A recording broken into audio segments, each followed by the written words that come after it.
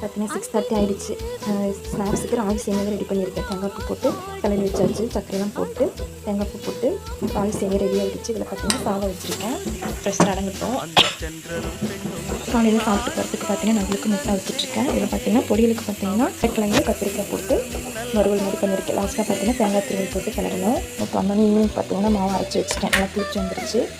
தோசை மாவு தான் ஆட்டி வச்சுருக்கேன். காலையில் தோசைக்கு இதை யூஸ் பண்ணிக்கலாம். தோசைக்கு எனக்கு மாவு மட்டும் தனியாக ஒரு பாத்திரத்தில் எடுத்துக்க போகிறேன்.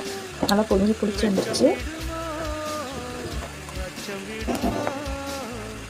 மணி பார்த்தீங்கன்னா 6:40. நாகுல் பார்த்தீங்கன்னா குளிக்க போயிட்டாரு. அதை ரெடி பண்ணி வச்சிடலாம். லஞ்சுக்கும் பிரேக்ஃபாஸ்ட்டுக்கும் பார்த்தீங்கன்னா பச்சை பயிர் வச்சுருக்கேன். வந்துருச்சு, விசில் அடங்கிருச்சு.